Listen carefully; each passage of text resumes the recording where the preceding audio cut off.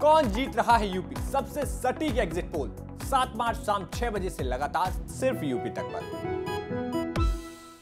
नमस्कार, आप देख रहे हैं एमपी तक। मैं हूं आकांक्षा ठाकुर। मध्य प्रदेश के सीहोर में चल रहे रुद्राक्ष महोत्सव का मामला जो है वो लगातार मध्य प्रदेश की राजनीति में बना हुआ है। इस पूरे मामले पर सियासत भी बनी हुई है, सियासत जारी है और मामले को लेकर वार पलटवार का दौर भी लगातार चल रहा है। आपको बता दें कि मध्य प्रदेश के सीहोर जिले में रुद्राक्ष महोत्सव का आयोजन हुआ था, जहां पर कथावाचक पंडित प्रदीप शर्मा जो है वो पहुंचे थे और उन्होंने ये पूरे महोत्सव का आयोजन किया गया था। जिसके बाद जब श्रद्धालु काफ़ी बड़ी संख्या में वहां पहुंचे तो उसके बाद उन्होंने बहुत ही भावुक अपील की थी लोगों से और कहा था कि वो घर पर जाकर ऑनलाइन ही पूरे महोत्सव को सुने, जो कथा है उसको सुने।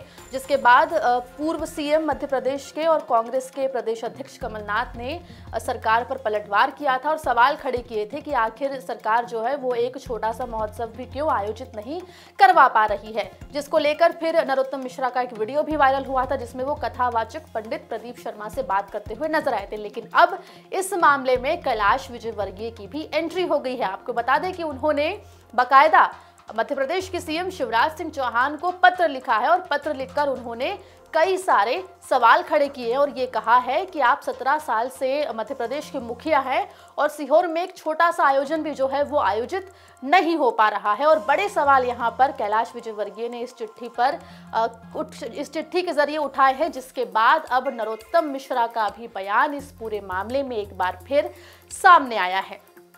आपको बता दें कि इस पूरे मामले में केवल विपक्षी नहीं बल्कि बीजेपी के नेता भी सरकार को घेरते नजर आ रहे हैं और इसी कड़ी में अब बीजेपी नेता कैलाश विजयवर्गीय ने एक दिन पहले सीएम शिवराज सिंह चौहान को चिट्ठी लिखी है और कथा निरस्त करने पर शिवराज सरकार को कटघरे में खड़ा कर दिया है। उन्होंने अपने पत्र में लिखा कि दबाव डालकर कथा निरस्त करा दी गई। उन्होंने ये भी लिखा कि भोपाल में इज्तिमा का आयोजन होता है, लाखों लोग शामिल होते हैं, कई मंत्रियों को जाम में फंसना पड़ता है, लेकिन कभी सुनाई नहीं दिया कि इज्तिमा पर रोक लगी हो।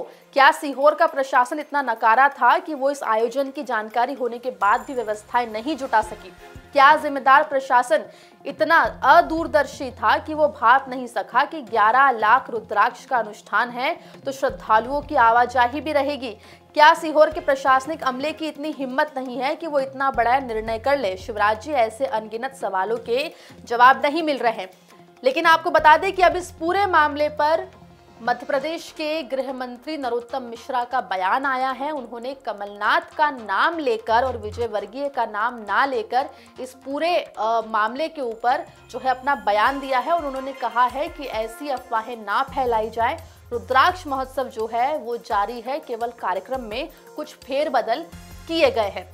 आपको बता दें कि गृह मंत्री नरोत्तम मिश्रा ने ये कहा है कि अफवाह क्यों फैला रहे हो माननीय, कथा यथावत चल रही है, कथा बंद नहीं की गई है, सिर्फ रुद्राक्ष महोत्सव में थोड़ा फेरबदल करना पड़ा है।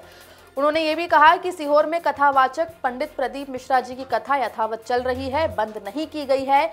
आयोजन में अधिक संख्या में भक्तों के पहुंचने के कारण केवल रुद्राक्ष बांटने का कार्यक्रम में फेरबदल हुआ था। कथा यथावत चल रही है, कथा बंद नहीं की गई है, व्यवस्थाएं सब ठीक हैं। जो आवश्यक व्यवस्था और होगी महाराज जी से बात करके वो भी पूरी की जाएगी। माननीय महाराज जी से मेरी स्वयं कल बात हुई थी, मैंने स्वयं उन्हें दंडवत प्रणाम किया था और उन्होंने स्वयं ने कहा था कल के व्यवस्थाएं ठीक हो गई हैं। सिर्फ रुद्राक्ष बंटने का जो कार्यक्रम था उसमें फेरबदल किया गया था कि भगदड़ की स्थिति न हो जाए। काफ़ी बड़ी संख्या में श्रद्धालु और भक्तजन वहाँ पहुँच गए थे। जहाँ तक सवाल कमलनाथ जी का है, माननीय कमलनाथ जी ने क्या महाराज जी से बात की है क्या? नहीं की है। कोई तथ्यों की जानकारी ली है क्या? नहीं ली है। प्रशासन में कहीं बात की है क्या? सिर्फ ट्विटर पर बैठकर अफवाह फैलाना माननीय कमलनाथ जी, वो भी चलती कथा में विघ्न डालने जैसा ही है। मेरी आपसे प्रार्थना है कि मैंने स्वयं ने महाराज जी से बात कर ली है। सुबह ही मैंने आप सब मीडिया के बंधुओं के माध्यम से सबको अवगत करा दिया था। अब कोई भ्रम की स्थिति है ही नहीं है। प्रशासनिक व्यवस्थाओं से महाराज जी ने स्वयं की संतुष्टि बताई है। मुख्यमंत्री जी ने मेरे से कल सुबह ही कह दिया था कि पूरी व्यवस्था की जानकारी लो, और जानकारी ली। अब जब कोई दिक्कत है ही नहीं है तो काय के लिए ट्वीट करना, और काय के लिए आप अफवाहें फैला रहे हो मानी जी। आपको यहाँ पर बता दें कि शिव महापुराण और रुद्राक्ष महोत्सव की तैयारियां चितवालिया हेमा गांव में पिछले 15 दिन से चल रही थी।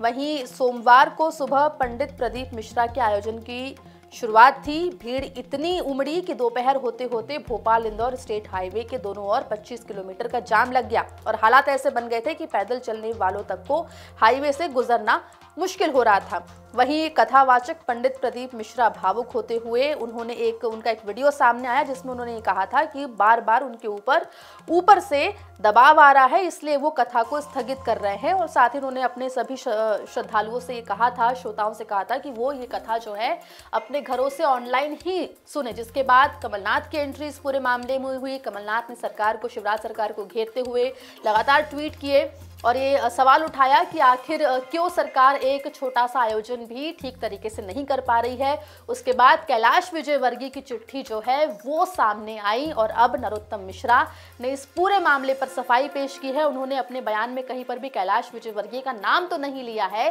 लेकिन ये कयास लगाए जा रहे हैं कि उनका इशारा केवल कमलनाथ की तरफ नहीं था बल्कि कैलाश विजयवर्गीय की तरफ भी था। इस मामले में और क्या अपडेट होंगे, एमपी तक की टीम आप तक लगातार पहुंचाते रहेगी खबरें। मध्य प्रदेश से जुड़ी तमाम खबरों के लिए बने रहिए एमपी तक के साथ।